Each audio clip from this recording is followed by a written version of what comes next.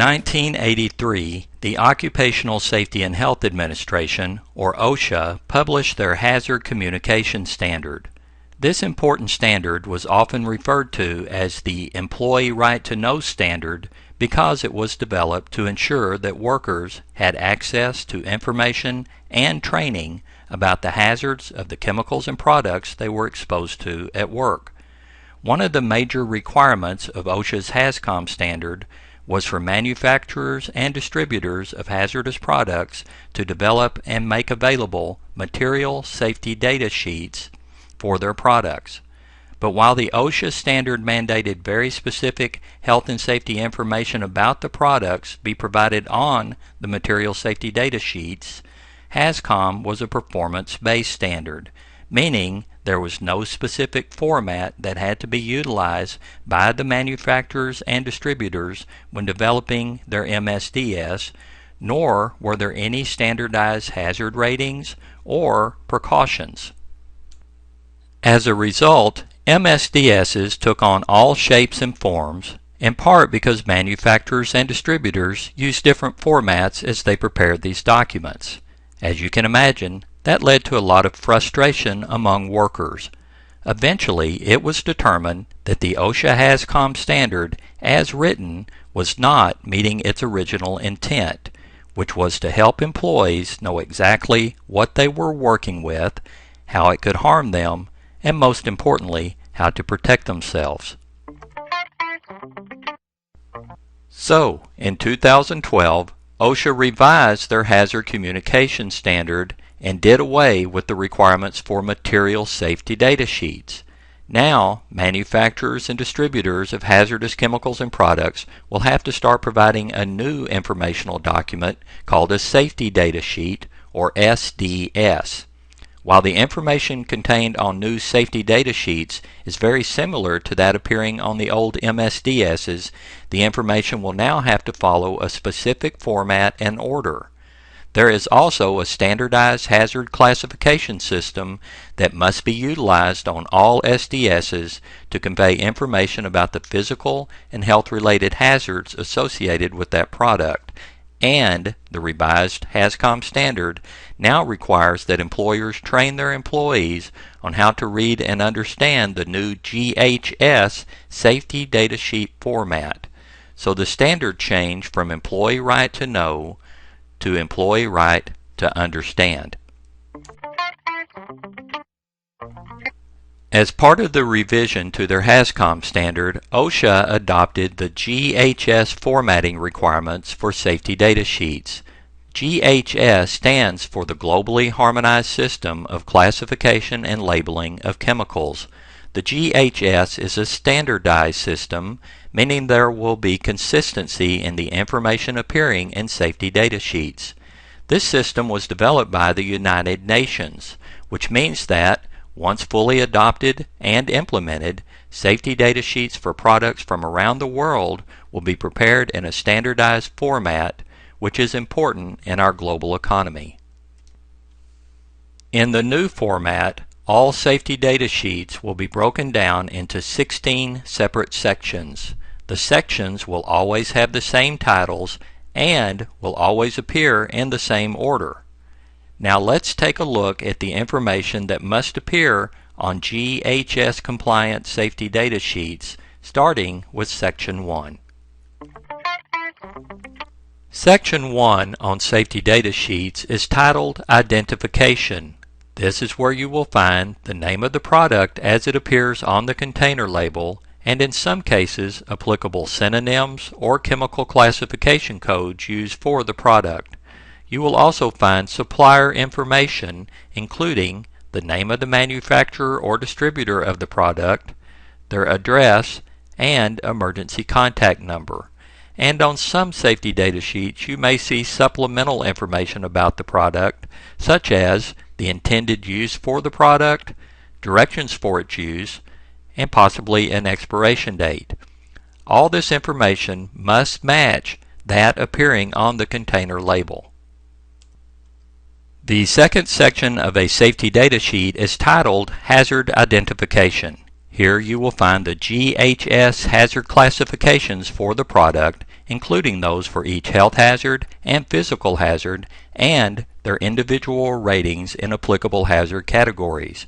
You will also find the appropriate signal word associated with the product. There are only 2 signal words that are used in the GHS system, either the word danger, which indicates a relatively severe or immediate hazard, or warning, which indicates a less severe but still potentially harmful level of hazard. This section will also display one or several hazard statements.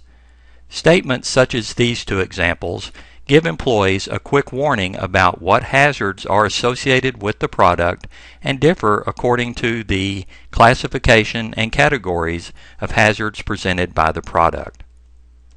Section 2 of the safety data sheet also displays applicable precautionary statements. These are also standardized in the GHS system and in general convey information about how to prevent or lessen exposure to the hazards of a product. And something fairly new to us here in the United States are pictograms. Pictograms are standardized icons that let workers quickly identify the types of hazards associated with the product.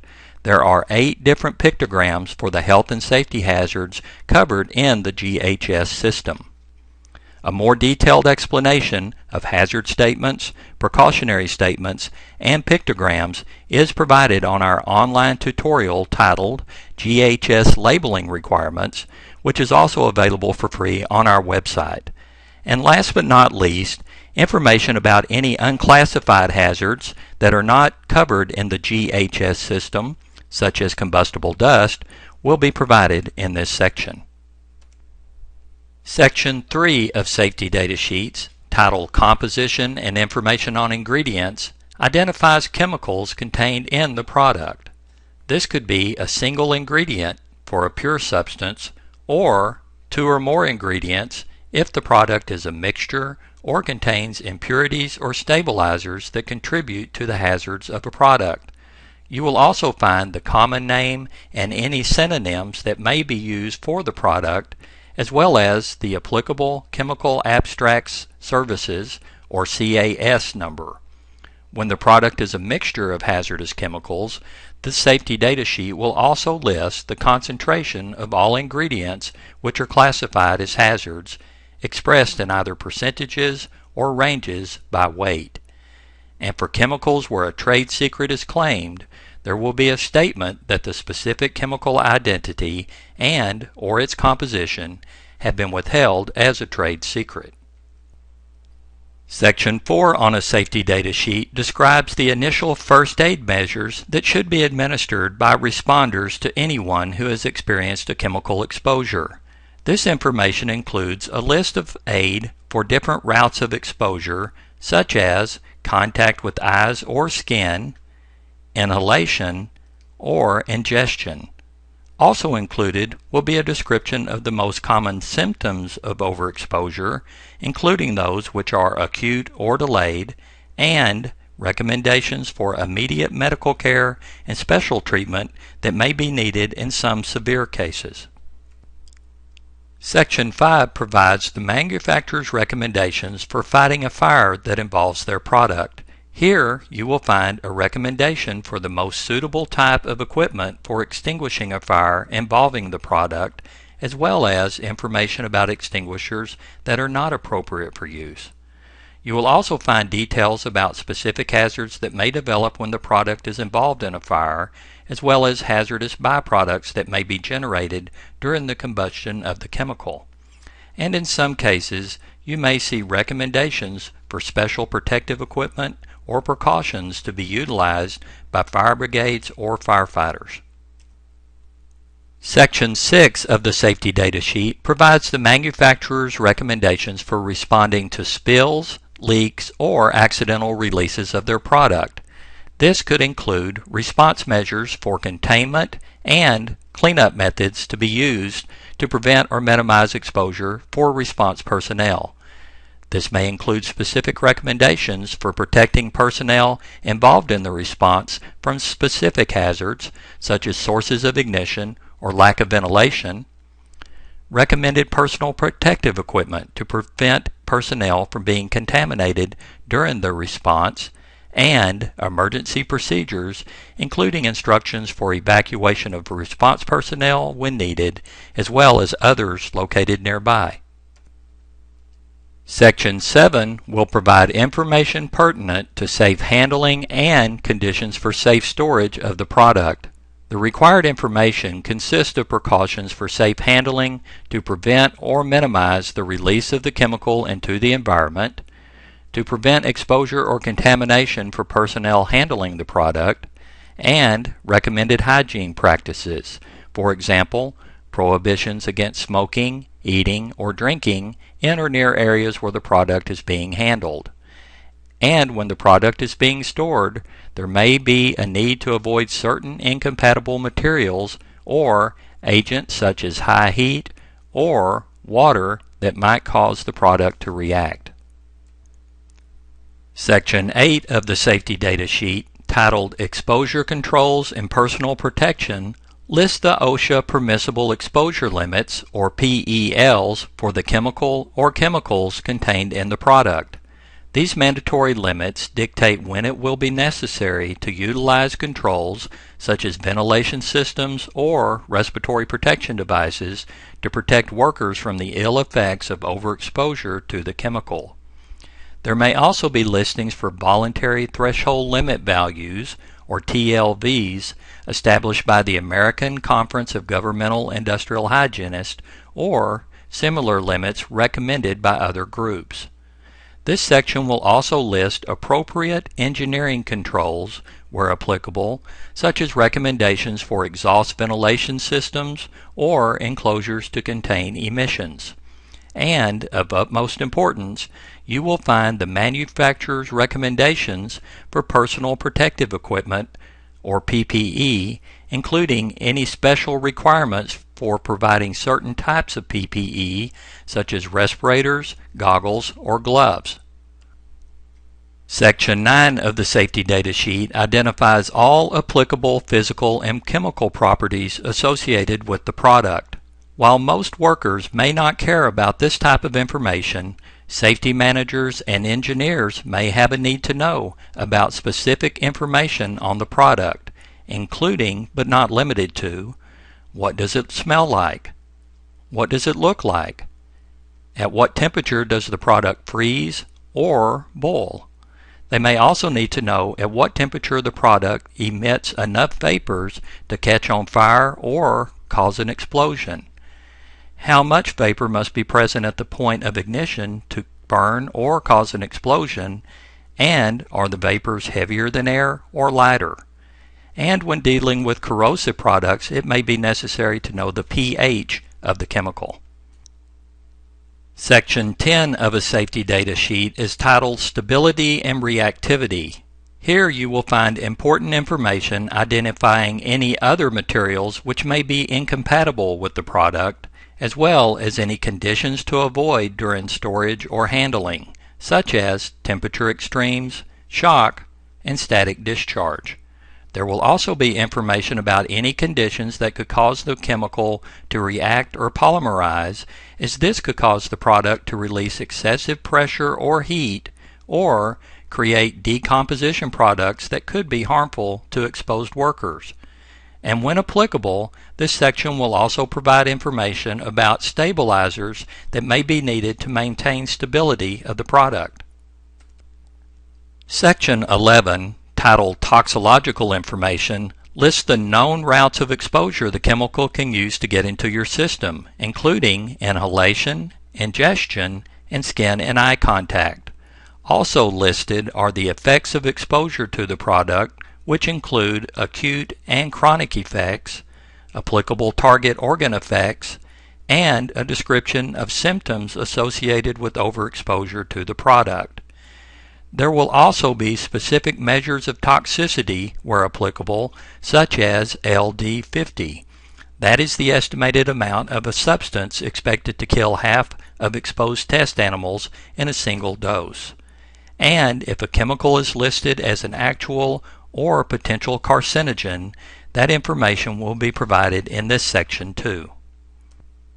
Section 12, Ecological Information. Section 13, Disposal Considerations. Section 14, Transportation Information, and Section 15, Regulatory Information, all deal with requirements regulated by other entities such as the Environmental Protection Agency or the Department of Transportation. Therefore, these sections are not regulated by OSHA, but appear in the safety data sheet to be consistent with the GHS format.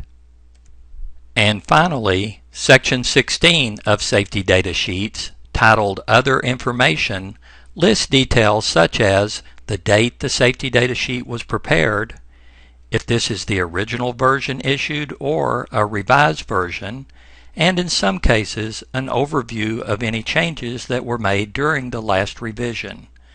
And in some cases, the manufacturer or distributor may choose to put other information about their product in this section, as well as any applicable disclaimers. Employers are responsible for gathering new safety data sheets for all hazardous chemicals and products to which their employees are exposed, and make sure they are readily accessible during each work shift to employees while they are in their work areas. And employers must provide training to their workers regarding the new safety data sheet format. All these things must be done by the deadlines established by OSHA in their revised Hazard Communication Standard.